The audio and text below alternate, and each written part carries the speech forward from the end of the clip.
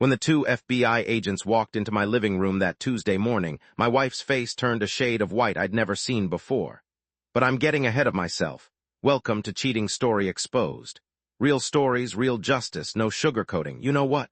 I notice many of you watching haven't hit that subscribe button yet. Here's the thing, we drop stories like this every single day. Stories about people who got played, got smart, and got even. If you want to see how these situations really end, subscribe now and turn on notifications. Trust me, you don't want to miss what happens next. My name is Nathan, and I'm a financial analyst. That detail matters because it explains why I'm probably the worst person you could choose to steal from. Numbers are my language. Patterns are my expertise. And when my wife started bleeding our accounts dry for her lover, she might as well have been painting a billboard with her crime. I met Vanessa 8 years ago at a corporate conference in Seattle.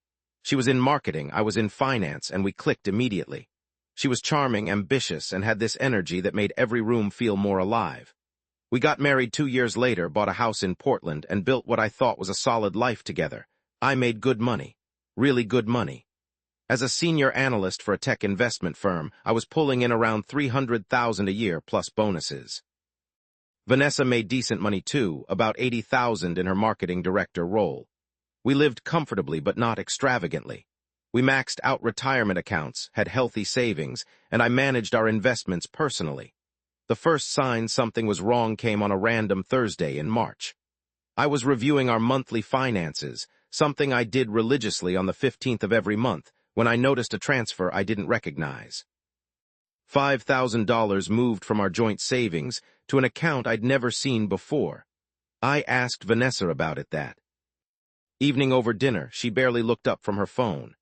"Oh, that's the new emergency fund account I opened. Better interest rates. I mentioned it last week, remember?" I didn't remember, but I also didn't think much of it. Vanessa occasionally handled specific financial tasks, and a higher-yield savings account made sense. I made a mental note to ask for the account details later and moved on. 2 weeks passed. During my next monthly review, I found another transfer. This time, $7,500 to the same mystery account. Then I noticed 3 smaller transfers in between, $2,000, $3,000, and another $2,000. That's when my analyst brain kicked in. The transfers weren't happening on consistent dates. They weren't round numbers that suggested planned savings. They were irregular, reactive, like someone was moving money whenever they felt safe enough to do it. I didn't confront her. That's the first thing people get wrong in these situations. They confront immediately, tip their hand, and lose their advantage. Instead, I did what I do best. I started gathering data. I logged into every account we had. Joint checking, joint savings, my personal accounts, her personal accounts we'd kept from before marriage. I exported every transaction from the past 6 months into spreadsheets. I created a separate encrypted folder on my laptop, backed up to a cloud service Vanessa didn't know existed, and began categorizing every single transaction. The pattern was worse than I thought. Over the past 4 months, $43,000 had vanished from our joint accounts. Small transfers, usually between $1,000 and $8,000, always to that same external account. The account holder's name was listed as VL Holdings. VL, Vanessa's initials. She'd opened an account in a name just different enough to avoid immediate detection, but close enough that she could claim it was hers if questioned. I spent the next week investigating VL Holdings. It wasn't hard. A few strategic searches, some financial database access through work connections, and I had my answer.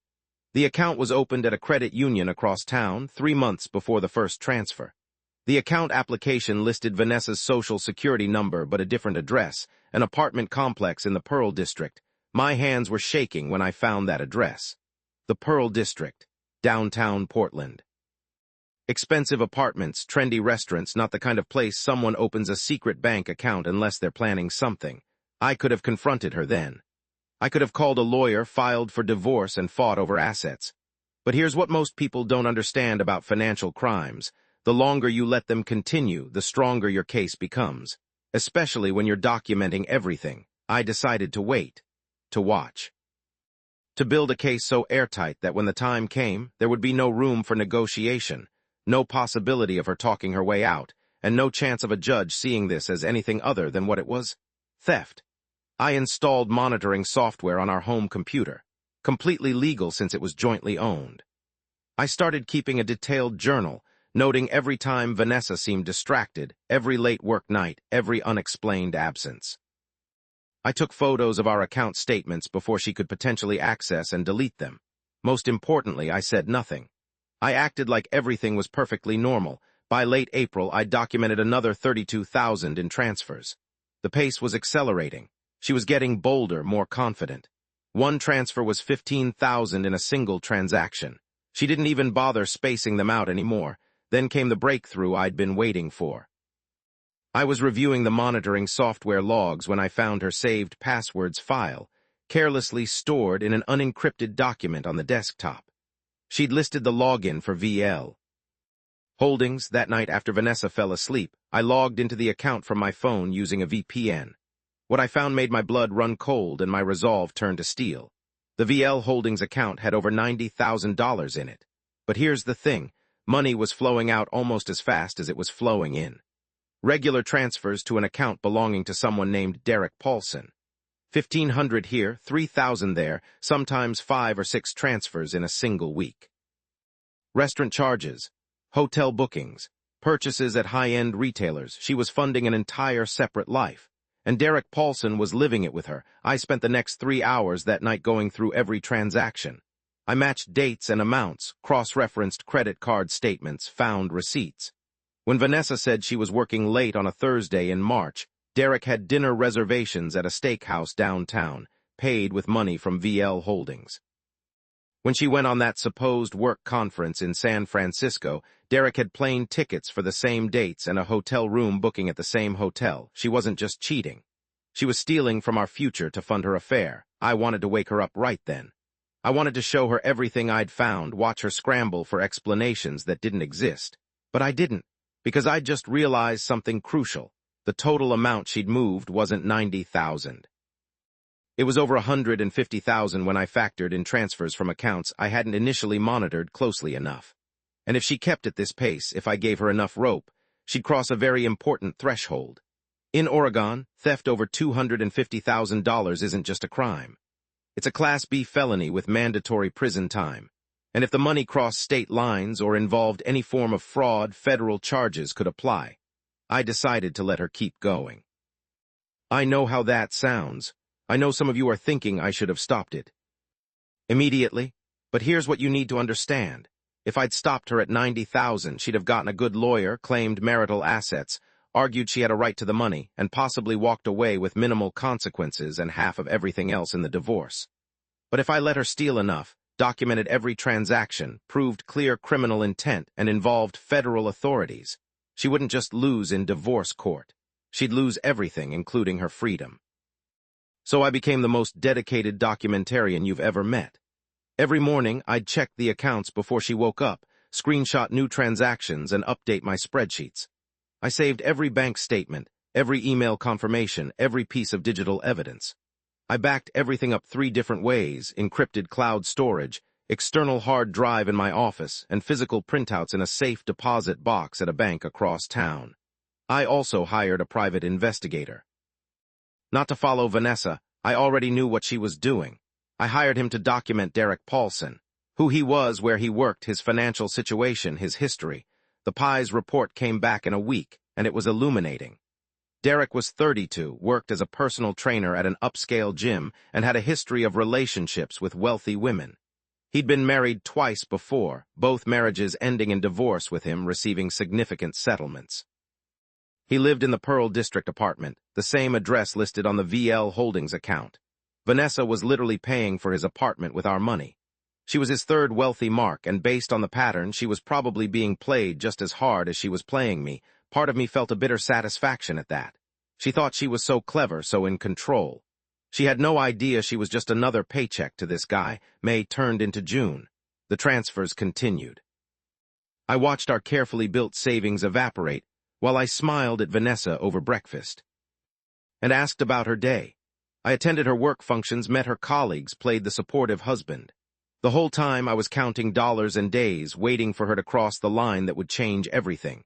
I also started meeting with lawyers, not divorce lawyers, criminal defense attorneys who specialized in financial crimes. I presented my evidence, asked hypothetical questions about what someone should do in this situation, and got very clear answers. Document everything.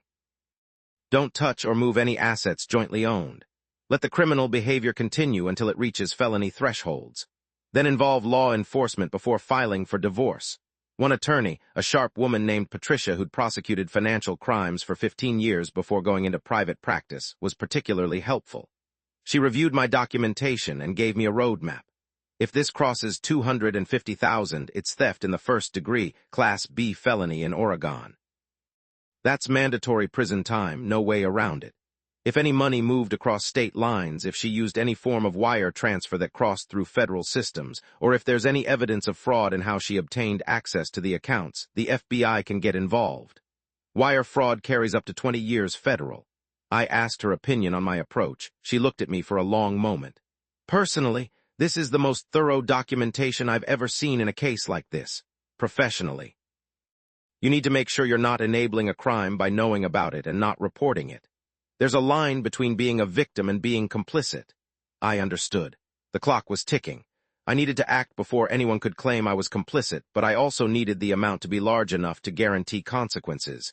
By mid-June, the total hit $220,000. Vanessa had accelerated her transfers. She was moving 10, 12, sometimes 15,000 at a time. She'd nearly cleaned out our joint savings. She'd even started pulling from my personal investment accounts she had secondary access to. I realized what was happening. She was preparing to leave. She was building her exit fund, getting ready to file for divorce, probably planning to claim I was financially controlling, and she'd been forced to secret away money for her safety. Classic financial abuse defense, turned on its head. Then came the transaction that sealed her fate. On June 23rd, Vanessa transferred $38,000 from our joint investment account to VL Holdings. That single transfer pushed the total to $262,000. We'd crossed the felony threshold. Time to act. I didn't go to the police first. I went back to Patricia, the attorney, with my updated documentation. She spent 3 hours reviewing everything I'd compiled. The spreadsheets, the screenshots, the account access logs, the private investigator reports, the timeline of her lies. When she finished, she looked up at me with something between admiration and concern. Nathan, this is prosecutable. Absolutely, unquestionably prosecutable. But you need to understand what you're about to do. If you pursue criminal charges, your wife will likely face prison time. Multiple years. This will destroy her career, her reputation, everything. Are you certain? I didn't hesitate. She destroyed our marriage, stole our future, and committed a crime, I'm certain. Patricia nodded. Then here's what we do. We contact the FBI first, not local police. With amounts this large and wire transfers involved, this is federal territory. They'll investigate, and if the evidence is as clear as I think it is, they'll move fast. 2 days later, I sat in a small conference room at the FBI's Portland field office with 2 special agents, Agent Morrison and Agent Chen and Patricia. I brought 3 copies of everything, physical binders, digital drives, organized, indexed, annotated, agent. Morrison flipped through the first binder for 10 minutes without speaking. Then he looked at his partner. This is the most organized victim documentation I've ever seen. Agent Chen was reviewing the digital files on her laptop. Detailed timeline, transaction records, evidence of intent, documentation of false statements. This isn't just theft, this is wire fraud. If money moved through interstate banking systems, which it did, that's federal. They asked me questions for 2 hours. How did I discover the theft? When did I first suspect? Did I confront her? Did I try to stop the transfers? Was I worried for my safety? I answered everything honestly. I discovered it accidentally during routine financial management. I suspected immediately but confirmed methodically. I didn't confront because I wanted to document the pattern. I didn't stop the transfers because I wasn't legally able to freeze joint accounts without her consent. And no, I wasn't worried for my safety. Vanessa had never been violent. Agent Morrison leaned back in his chair. Mr. Foster, I want to be clear about something. We're going to investigate this. Based on what you've shown us, I believe charges will be filed. But once we start this process, there's no taking it back. You need to be absolutely sure. I met his eyes. I'm sure. She didn't just cheat on me. She stole from me, lied to me, and committed a crime. I want her prosecuted. They told me it would take a few weeks to build their case, interview witnesses, subpoena bank records, and prepare for arrests. They instructed me to act normal, not to tip Vanessa off, and to contact them immediately if she tried to move more money or if I felt unsafe. I went home that evening and had dinner with my wife like nothing had happened. She was in a good mood, talking about a potential promotion at work, planning a vacation for August. I nodded and smiled and played along, knowing that in a few weeks her entire world would collapse. The FBI moved faster than I expected. Apparently, when you hand federal agents a gift-wrapped case with all the evidence organized and verified, they don't waste time. 3 weeks later, on a Tuesday morning in July, I got the call from Agent Morrison. "We're executing the arrest warrant this morning. We'll come to your residence at 9 a.m. Is your wife home?" She was. She'd taken the day off work for what she said was a doctor's appointment. I knew from the pie that Derek had the day off, too. They were probably planning to meet up. At exactly 9 a.m., I heard the doorbell. I opened it to find Agent Morrison and Agent Chen, along with 2 uniformed Portland police officers. "Mr. Foster, we have a warrant for the arrest of Vanessa Foster." "Is she here?" I stepped aside. "She's in the kitchen." I'll never forget the look on Vanessa's face when she walked into the living room and saw the agents. Confusion first, then fear, then a desperate glance at me like I could somehow explain or fix this. Agent Chen stepped forward. "Vanessa Foster, you're under arrest for wire fraud and theft. You have the right to remain silent." Vanessa's eyes went wide. "What? There must be some mistake. Nathan, what's happening?" I didn't say anything. I just stood there and watched as they read her rights, handcuffed her, and explained that she was being charged with multiple counts of wire fraud and first-degree theft. She started crying. "Nathan, please tell them this is wrong. Tell them." Agent Morrison looked at me. "Mr. Foster was the one who reported the crimes and provided evidence. He's the victim in this case." The color drained from Vanessa's face. She stared at me like she was seeing a stranger. You did this," I finally spoke. "You stole $262,000 from our accounts. You funded an affair with our money. You committed a federal crime. Yes, I did this. I documented every transaction, every lie, every dollar. And now you're going to face the consequences." She tried to say something else, but the officers were already walking her toward the door.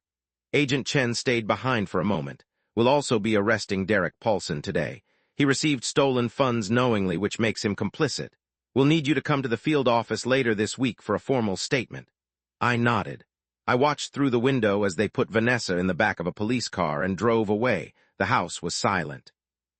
8 years of marriage, years of building a life together, ended in handcuffs and federal charges. I should have felt something: sadness, regret, vindication. Instead, I just felt tired, but I wasn't done. The same day, I filed for divorce. I'd already had the papers prepared, reviewed by a divorce attorney Patricia had recommended. I filed for immediate separation of assets, restraining orders on all accounts, and full recovery of marital funds. The criminal charges gave me leverage that most people in divorce proceedings never have. Vanessa was facing federal charges for stealing from me. No judge was going to be sympathetic to her claims on joint assets. Her arrest made local news that evening. Portland woman arrested for wire fraud, allegedly stole over $250,000. Some enterprising reporter found Derek's arrest too and connected the dots. Affair partner also charged in financial fraud case. My phone blew up. Friends, colleagues, family members who had no idea what was happening. I didn't answer most of them. I released a simple statement through my attorney. "This is a private legal matter being handled appropriately through law enforcement and the court system. I appreciate privacy during this difficult time." Vanessa made bail 3 days later. Her parents, who I'd always gotten along with well, mortgaged their house to cover it. She was released with conditions. No contact with Derek, no accessing any accounts connected to me, GPS monitoring, travel restrictions. She tried to call me immediately. I didn't answer. She showed up at the house. I didn't open the door. She sent emails, texts, messages through friends. I forwarded everything to my attorney and responded to nothing. 2 weeks after her arrest, I received a letter from her lawyer. It was a plea: drop the criminal charges, work out the divorce civilly. She'd return whatever money was left. She'd accept any terms I wanted. I showed the letter to Patricia. She shook her head. "She doesn't understand. You're not the one prosecuting her. The federal government is. You can't drop charges even if you wanted to. And based on her case, she's looking at 7 to 10 years minimum." I did want one thing from Vanessa, though: answers. Not for closure. I didn't need that, but for my own understanding of how someone I'd loved and trusted could do this. I agreed to meet with her, supervised, with attorneys present. We met in a conference room at Patricia's office. Vanessa looked terrible, no makeup, baggy clothes, her hair uncombed. She'd lost weight. Her hands shook as she sat down. Her attorney started to speak, but I held up a hand. I have one question, just one. Was any of it real? The marriage, the life we built, any of it? Vanessa's eyes filled with tears. At first, yes, at first it was real, but somewhere along the way, I felt trapped. You were always working, always focused on finances and investments and planning for a future that felt decades away. Derek made me feel alive. He made me feel like life was happening now, not in some retirement dream 30 years from now. I let that sink in. So you stole $250,000 to feel alive, she flinched. I didn't think of it as stealing. It was our money. I thought I deserved it too. Our money that you moved into secret accounts and gave to your lover. That you used to fund an entirely separate life. That you systematically hid from me for months while lying to my face every single day. She looked down. I know, No, it was wrong. I didn't know how to stop. Once it started, I couldn't see a way out that didn't destroy everything. So you chose to destroy everything anyway, just on your terms. She didn't have an answer for that. I stood up. I hope whatever you felt with Derek was worth it, because it's going to cost you the next decade of your life. I walked out.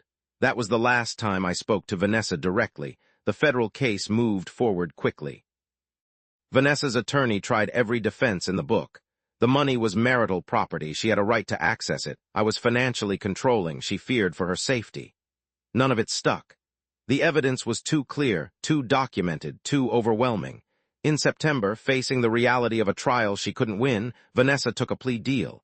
She pleaded guilty to 2 counts of wire fraud and 1 count of first-degree theft.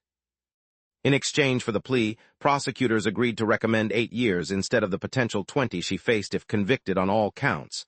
The sentencing hearing was in October. I attended, sitting in the back of the courtroom. Vanessa's attorney gave an impassioned speech about her remorse, her previously clean record, her difficult childhood, her mental health struggles. He painted her as someone who made terrible mistakes but didn't deserve to have her life destroyed.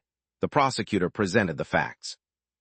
$262,000 stolen systematically over 8 months. Elaborate lies and cover-ups. A pattern of behavior that showed clear criminal intent. And a victim, me, who had trusted her completely. The judge, a stern woman in her 60s, listened to everything. Then she looked directly at Vanessa. Mrs. Foster, you didn't just commit a crime against your husband. You committed a crime against the institution of marriage, against the concept of trust, and against every principle of honest dealing. You exploited the trust of someone who loved you, and you did it. Systematically, deliberately, and without remorse until you were caught. The court sentences you to 8 years in federal prison, followed by 3 years of supervised release, and orders you to pay full restitution of $262,000 plus interest. Vanessa broke down sobbing. Her parents, sitting in the front row, looked devastated. I felt nothing. Derek took a plea deal too, 4 years for conspiracy to commit wire fraud and receiving stolen property. Turns out once the FBI started digging, they found he'd done this before. His previous divorce settlements were actually proceeds from financial crimes his ex-wives had committed. He had a pattern of targeting successful women, manipulating them into stealing, and then disappearing when the heat came down. Vanessa wasn't his first victim, and she wouldn't have been his last. The divorce was finalized in November. Vanessa signed away all claims to any assets, the house, my retirement accounts, everything. She had no choice. Between the criminal restitution order and the fact that the money was stolen, she had no legal leg to stand on. I got everything. The house, the remaining savings she hadn't stolen, my retirement accounts, her car, even her engagement ring that had been sitting in her jewelry box. Financially, I recovered most of what was lost. Between insurance, the restitution order, and asset forfeiture from Derek's accounts, I got back about $210,000. The rest was gone, spent on hotel rooms and restaurant dinners and whatever else they'd wasted it on. But here's the thing, I didn't just get my money back. I got my life back. For months, I'd been living a lie, pretending everything was fine while documenting betrayal. It was exhausting. It was corrosive. Every smile was fake. Every conversation was an act. Every moment was calculated. When it was finally over, when Vanessa was in prison and the divorce was final and the house was mine alone, I felt like I could breathe for the first time in a year. I took 2 weeks off work. I traveled alone to Iceland, something I'd always wanted to do. I hiked glaciers, saw the northern lights, and spent long evenings in thermal pools just thinking about what I wanted my life to look like going forward. I realized something important during that trip. Vanessa was right about one thing. I had been too focused on the future, on building wealth and security for some distant retirement. I'd forgotten to live in the present, not in the way she did, not by stealing and lying and destroying everything we'd built, but in finding joy in the moment, in taking time for experiences, in being present in my own life. I came back from Iceland with a new perspective. I was still a financial analyst. I still loved my work, but I also started saying yes to things I'd always postponed. I joined a hiking club. I took cooking classes. I started dating again, slowly, carefully, with much better judgment than I'd had at 28. About 6 months after Vanessa went to prison, I got a letter from her. It was forwarded through my attorney. She'd written from federal prison, a rambling 6-page letter about her regrets, her therapy sessions, her realization of what she'd destroyed. She asked if I could ever forgive her, if I could see that she was genuinely sorry, if there was any chance someday that we could at least be civil. I thought about responding. I drafted several letters, but in the end I realized I had nothing to say to her. Forgiveness wasn't about whether she deserved it. It was about whether I needed to give it, and I didn't. I'd moved on. She was a chapter in my life that was closed, and I had no interest in reopening it. I threw the letter away. Today, 3 years later, my life looks nothing like it did when Vanessa and I were married. I'm in a relationship with someone I trust completely, an attorney actually, though not Patricia. We met through mutual friends, bonded over shared interests, and built something based on honesty and communication and mutual respect. More careful now. I'm more guarded. I don't share financial accounts lightly. I don't assume trust. I verify it. I build it. I nurture it. Some people might see that as cynical. I see it as realistic. I also don't regret how I handled everything with Vanessa. Some people have asked if I should have just confronted her, filed for divorce, and moved on. Why did I need to build a criminal case? Why did I need to see her arrested? Because she didn't just hurt me. She committed a crime. A serious, calculated federal crime, and people who commit crimes need to face consequences. Not as revenge, though I won't pretend the justice didn't feel satisfying, but because accountability matters, because actions have consequences. Because somewhere out there, the next man Vanessa might have targeted is safer because she spent 8 years in prison learning that you can't steal your way to happiness. Derek's out now, served 3 of his 4 years with good behavior. Last I heard, he moved to California, far away from the East Coast pattern he'd established. Vanessa still has 4 years left on her sentence. Her parents visit her occasionally. They've never contacted me, which I appreciate. The house is paid off now. I refinanced after the divorce, used some of the recovered money to eliminate the mortgage.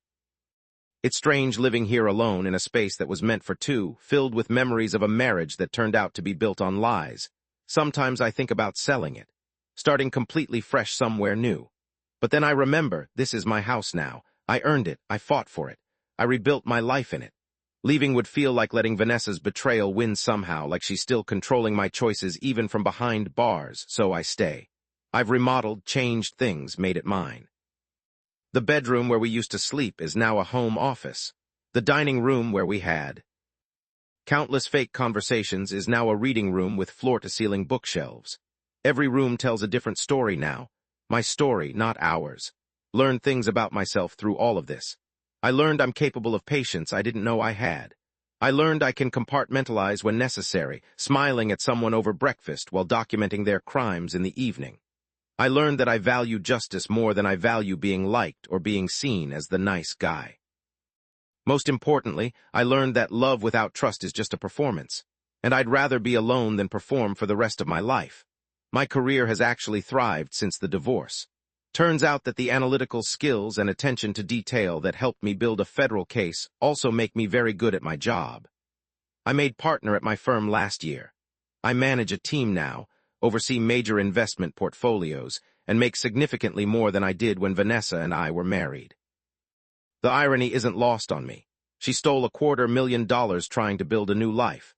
Meanwhile, I've increased my net worth by over $1 million in the 3 years since she left. She's in prison. I'm thriving. Sometimes karma doesn't need any help, it just needs time. I've had people ask me if I miss her, if I miss being married, if I regret not trying to work it out. The answer is simple. You can't miss someone who never really existed. The Vanessa I thought I married, loyal, honest, building a future with me, that person was a fiction. The real Vanessa was someone willing to systematically rob the person who loved her to fund an affair with a con artist. Do I miss the idea of being married? Sometimes. I miss having someone to come home to, someone to share victories and frustrations with, someone who's building a life alongside mine. But I don't miss the specific life I had with Vanessa, because that life was a lie from the moment she made the first transfer. People also ask if I do anything differently. The answer is yes. I'd have paid closer attention earlier. I'd have noticed the first signs of disconnection, the first moments when she started pulling away emotionally. Maybe I couldn't have stopped her from cheating, but I could have ended things before $262,000 disappeared. But I wouldn't change how I handled it once I discovered what she was doing. Building the case, documenting everything, involving the FBI, that wasn't about revenge. It was about justice. It was about making sure that someone who committed a serious crime faced serious consequences. And it was about protecting myself legally and financially in the divorce that I knew was coming. Some people think that makes me cold. Maybe it does. But I think it makes me smart. I think it makes me someone who understands that emotions and justice are two separate things, and sometimes you need to set aside the first to achieve the second. My parents struggled with it initially. They liked Vanessa, thought she was good for me, and couldn't understand why I didn't just quietly divorce her and move on. My father, in particular, thought I was being vindictive. I remember the conversation we had about 6 months after her sentencing. We were having dinner at their house, and he brought it up. 8 years seems harsh, Nathan. She made mistakes, but she's still the woman you married. Did she really deserve prison? I put down my fork and looked at him. Dad, if a stranger had hacked into my bank accounts and stolen $262,000, you'd expect them to go to prison, right? He nodded slowly. Then why should Vanessa get a pass just because we were married? She didn't make mistakes. Mistakes are accidental. She committed calculated theft over 8 months. She lied to my face every single day. She stole our future to fund her affair. The marriage license doesn't give her immunity from consequences. My mother reached over and squeezed my hand. Your father's worried about you becoming bitter. We just want to make sure you're okay. I smiled at her. I'm not bitter, Mom. I'm just clear-eyed. There's a difference between being bitter and refusing to be a victim. I chose not to be a victim. That meant building a case, seeking justice, and moving forward with my life. I'm actually happier now than I was in the last 2 years of my marriage, when I was living with someone who was betraying me every day. They've come to understand it over time. They see me now, successful in a healthy relationship, building a life I actually want, and they see that I made the right choice. My father actually apologized about a year ago, said he'd been wrong to question my approach. My friends had mixed reactions. Some thought I was a genius for documenting everything so thoroughly. Others thought I went too far, that I should have just filed for divorce and moved on.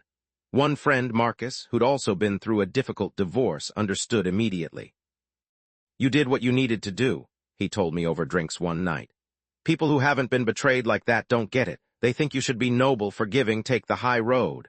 But the high road doesn't protect you when someone's actively stealing from you. You protected yourself. Nothing wrong with that. That's become my philosophy. Protecting yourself isn't the same as seeking revenge. Understanding the difference is crucial. The legal proceedings taught me a lot about how the system works. Federal cases move differently than state cases.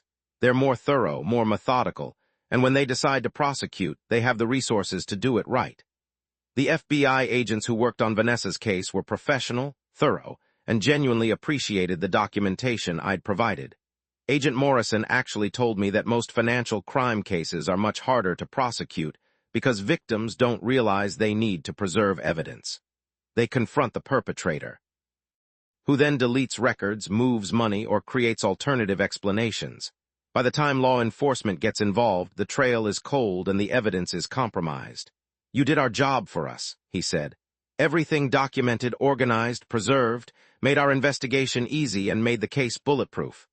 I appreciated that, not because I wanted praise, but because it confirmed that my approach had been sound. Strategic patience and thorough documentation had achieved exactly what I'd intended, undeniable evidence of a serious crime. The restitution process has been slow but steady. Vanessa is required to pay me back from any income she earns, including prison work programs and any future employment after release. I receive small checks every few months, $50 here, $100 there. At this rate, it'll take decades for her to fully repay what she stole. I don't need the money at this point. But I cash every check anyway, because it's a reminder to her, to me, to anyone watching, that actions have consequences that persist long after the initial crime. Derek never paid a cent of restitution, despite also being ordered to do so. He claimed poverty, no assets, no income. The government eventually stopped pursuing it because he was judgment-proof. You can't get blood from a stone. That's fine. He served his time, and he's on the permanent record as a felon. That's consequence enough. I've thought about what I'd say if I ever ran into Vanessa after she's released. Portland's a big city, but it's not that big. In 4 years, when she gets out, there's a decent chance we'll cross paths eventually. I think I'd just nod and keep walking. No conversation, no confrontation, no closure-seeking discussion. Just acknowledgement that we were both in the same place at the same time, and then moving on. Because that's all she is to me now. Someone I used to know, someone who made terrible choices, someone who's no longer relevant to my life. That might sound harsh. But I think it's healthy. Forgiveness doesn't require relationship. Moving on doesn't require reconciliation. I can wish her well in a general, abstract sense. I hope she's learned something. I hope she doesn't hurt anyone else, without wanting any connection to her whatsoever. My current girlfriend, Lauren, knows the whole story. I was upfront with her from the beginning about what I'd been through and how it had changed me. She appreciated the honesty, and she understood why I'm more careful now about financial boundaries and trust. You're not damaged, she told me early in our relationship. You're experienced. There's a difference. You learned from something terrible and you're applying those lessons going forward. That's healthy. She's right. I'm not paranoid or unable to trust. I'm just more deliberate about it. I verify before I trust. I pay attention to patterns. I don't ignore red flags or make excuses for behavior that doesn't match someone's words. Those aren't character flaws. They're survival skills. Lauren and I have been together for 18 months now. We don't have joint accounts, and we probably won't for a long time. But that's fine. We split expenses fairly, we're transparent about our finances, and we both understand that financial independence is actually healthy in a relationship. Neither of us needs to prove our commitment by combining bank accounts. We talk about getting married someday, maybe in another year or two, but there will be a prenuptial agreement.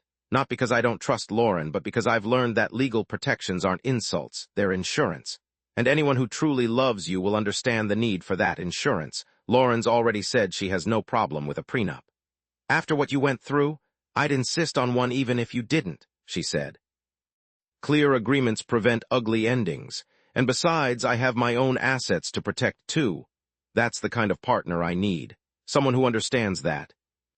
Protection isn't the opposite of love, it's a component of it. Protecting each other, protecting the relationship, protecting our individual interests while building something together. I've also become a resource for other men going through similar situations. Through the legal process, I connected with several support groups and online communities for people dealing with financial infidelity. I've shared my story, offered advice on documentation, and helped people understand their legal options. It's been surprisingly rewarding. Helping someone else build their case, showing them how to protect themselves, watching them achieve justice. It gives meaning to what I went through. My experience becomes useful. My pain serves a purpose. One man I advised, Greg, was in a nearly identical situation, wife draining accounts for an affair partner. He followed my advice, documented everything for 4 months, and built a solid case. His wife ended up pleading guilty to avoid trial and received 5 years. He thanked me with tears in his eyes. I felt so powerless, he said. Like she destroyed everything and there was nothing I could do. You showed me I had options. You showed me I could fight back legally. I'll never forget that. That's the legacy I want from this experience.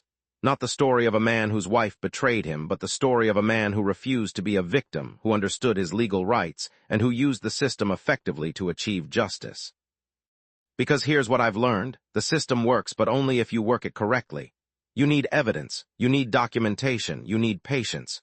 You need to understand the difference between emotional reactions and strategic actions. Most people fail because they react emotionally.